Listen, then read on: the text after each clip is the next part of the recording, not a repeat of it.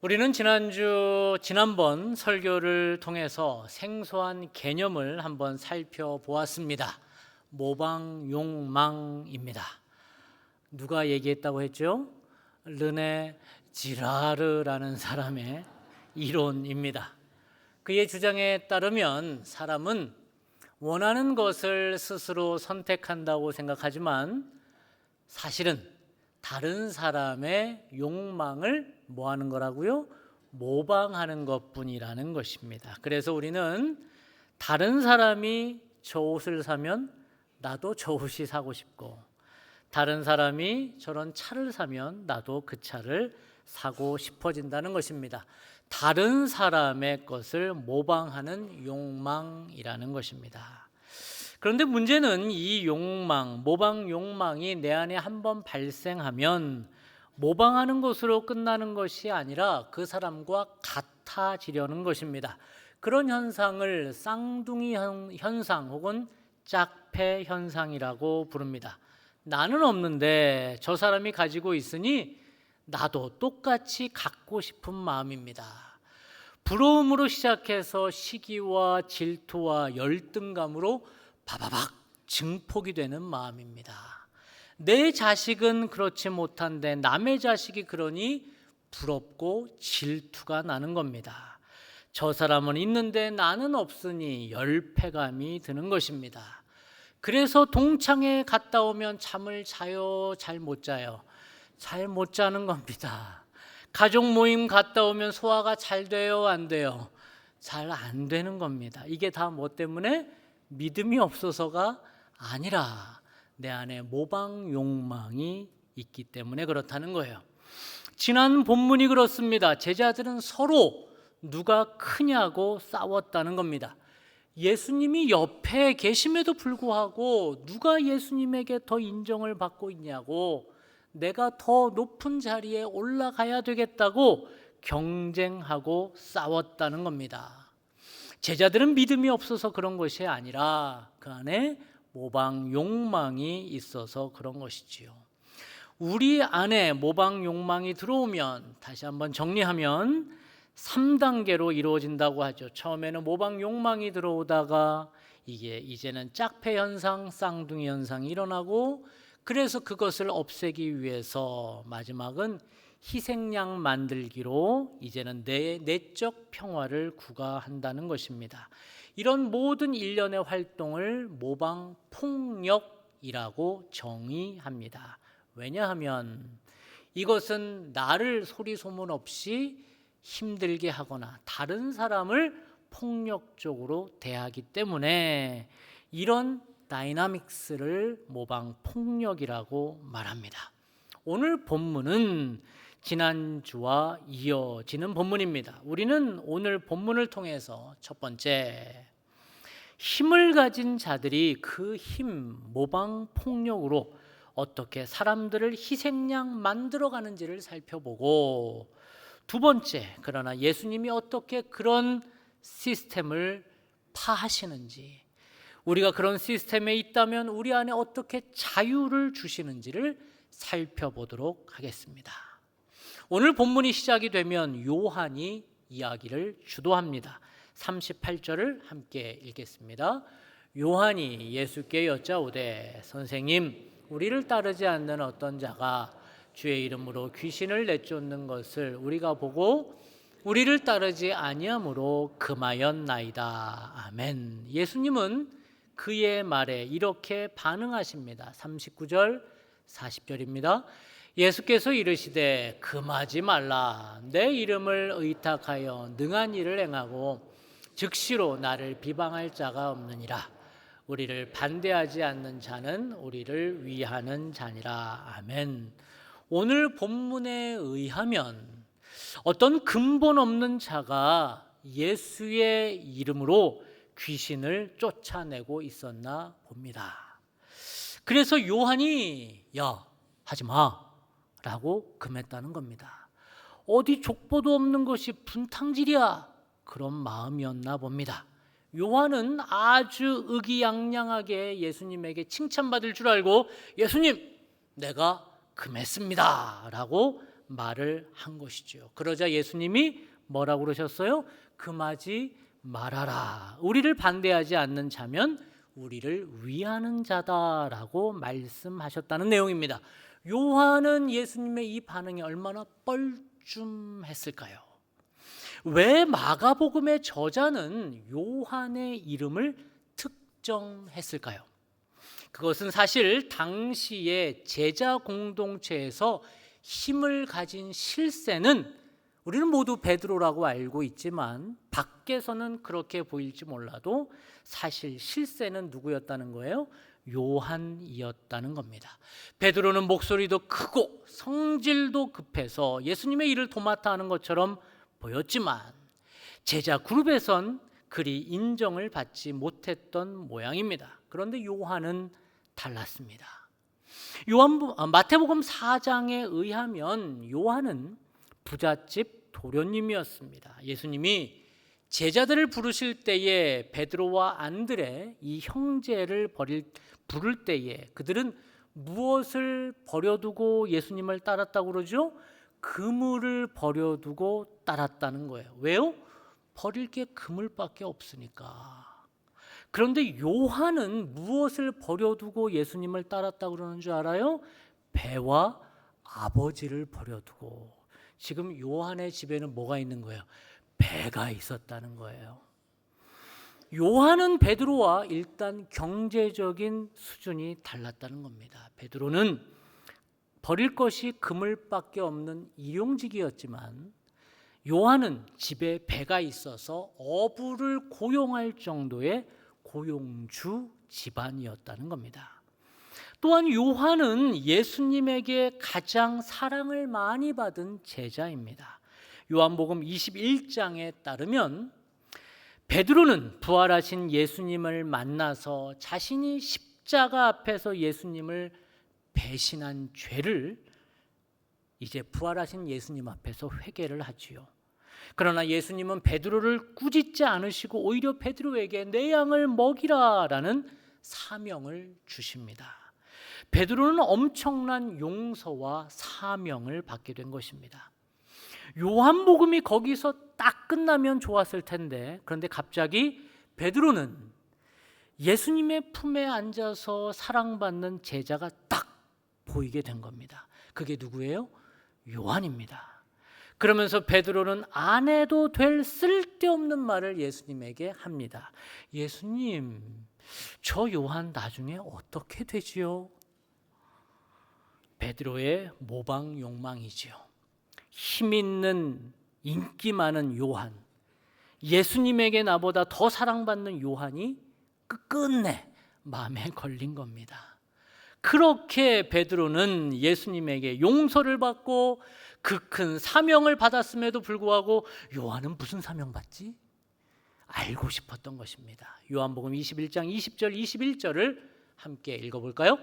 베드로가 돌이켜 예수께서 사랑하시는 그 제자가 따르는 것을 보니 그는 만찬석에서 예수의 품에 의지하여 주님을 파는 자가 누구오니까 묻던 자더라.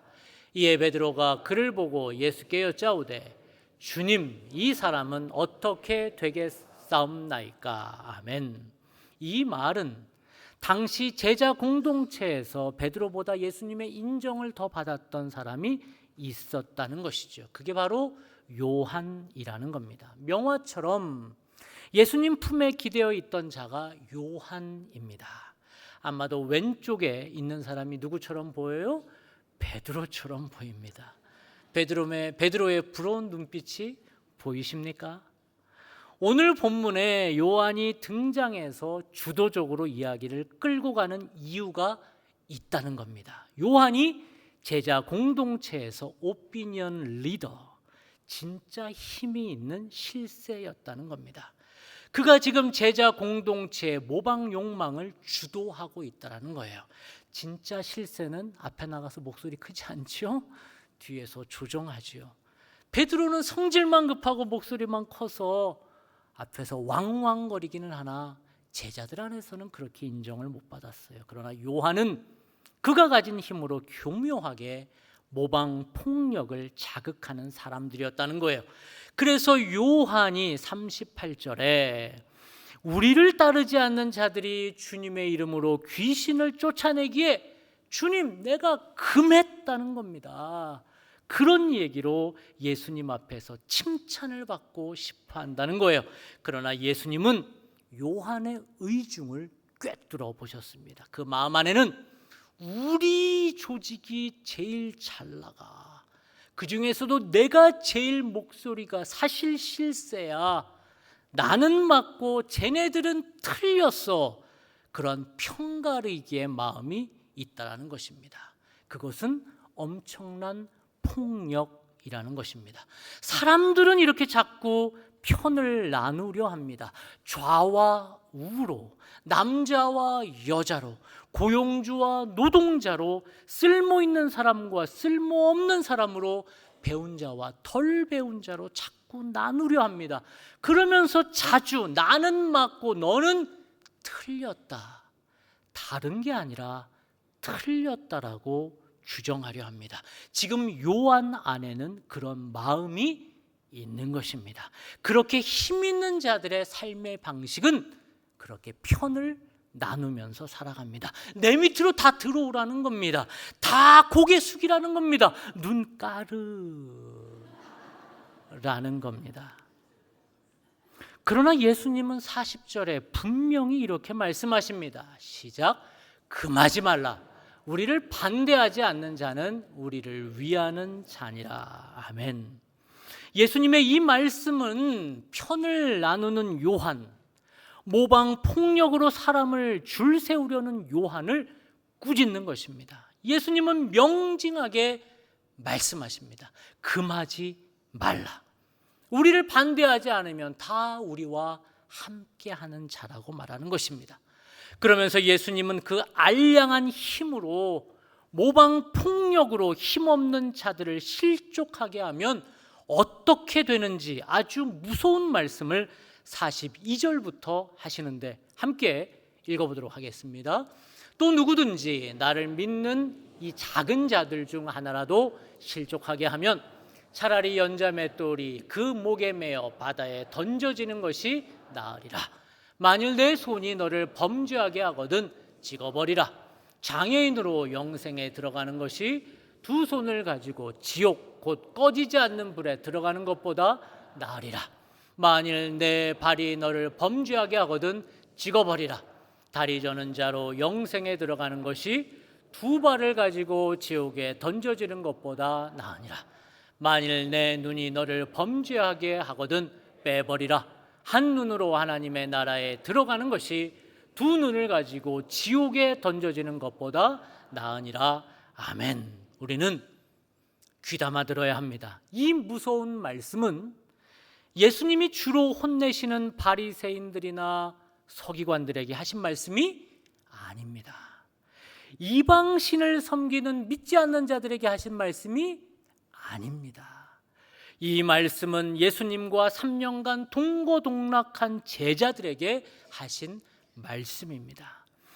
예수님은 제자들에게 말씀하십니다. 힘없는 작은 자 하나를 실족하게 하면 연자 맷돌을 그 목에 걸고 바다에 빠지는 것이 차라리 낫다고 말하고 있습니다.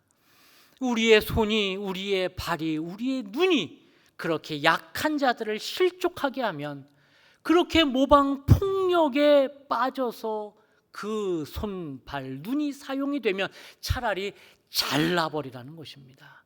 그것들을 가지고 지옥에 가느니 한 손, 한 발, 한 눈을 가지고 천국에 가는 것이 낫다고 무섭게 말씀하시는 것입니다. 예수님은 적어도 오늘 마가복음 본문에 의하면 너희들 나 믿지 않으면, 주일 성수 안 하면, 헌금 안 하면, 기도 안 하면 지옥 간다고 말씀하셔요, 안 하셔요?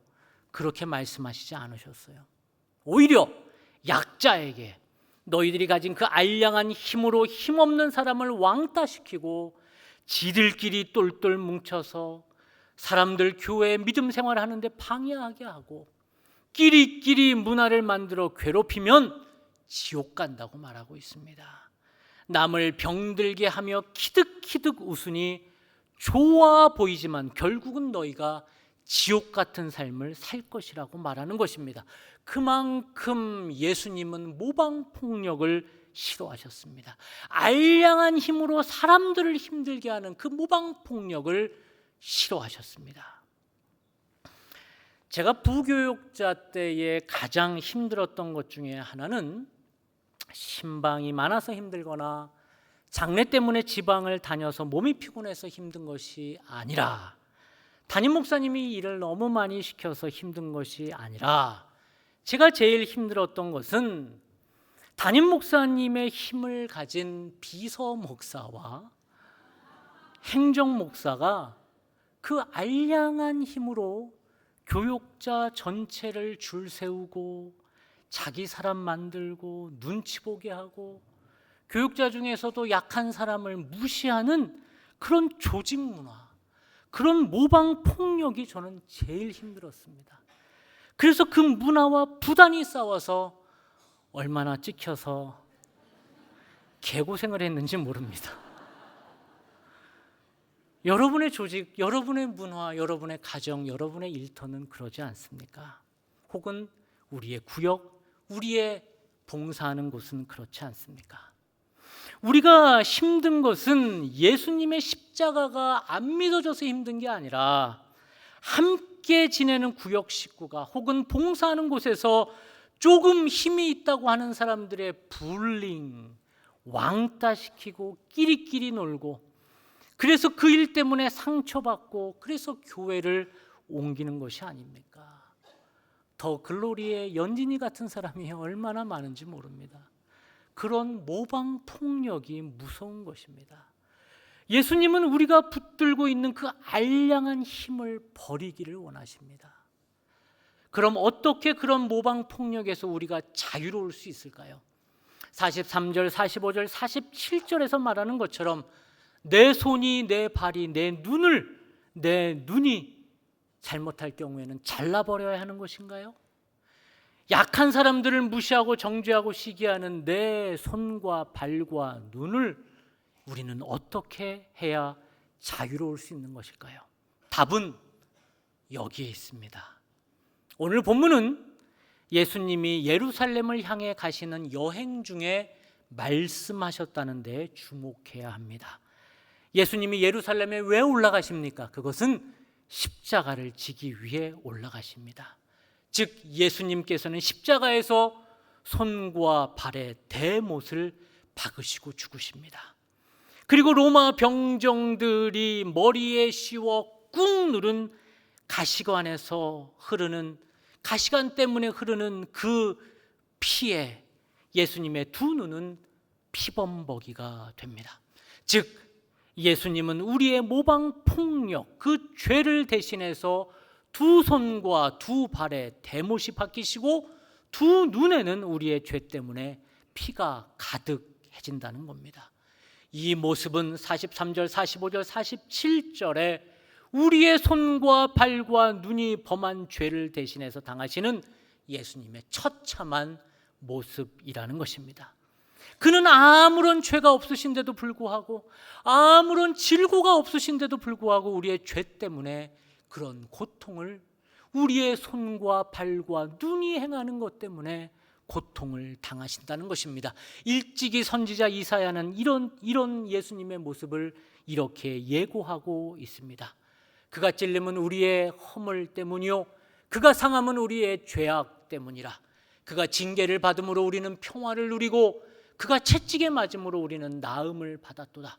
우리는 다 양 같아서 그릇 행하여 각기 제 길로 갔거늘 여호와께서는 우리 모두의 죄악을 그에게 담당시키셨도다. 아멘. 우리가 우리 안에 스멀스멀 올라오는 모방 욕망을 끊어낼 수 있는 비결은 오직 예수님의 십자가를 바라보는 것밖에 없습니다. 내 두 손과 두 발과 두 눈이 부지불식간에 저지르는 죄에서 자유로울 수 있는 비결은 우리의 허물과 죄악을 대신해서 십자가에 박히신 예수님의 두 손, 두 발, 두 눈을 바라보는 것밖에 없습니다. 예수님의 십자가를 바라보십시다. 내 두 손으로 지은 죄, 다른 사람을 정죄하고 편을 갈랐던 내 죄, 내 두 발로 지었던 죄, 현장에 참여하였던 죄, 가지 말아야 할 곳에 갔던 죄, 내 두 눈으로 지은 죄, 부러움으로 시작했으나 질투와 시기와 남을 흘리던 그러한 두 눈의 죄를 회개합시다. 그렇게 회개할 때에 우리의 허물 때문에, 우리의 죄악 때문에 대신 찔리시고 대신 상하시고 대신 채찍에 맞으셨던 예수님의 십자가의 은혜가, 그 보혈의 피가 우리의 몸과 영혼을 덮을 줄 믿습니다.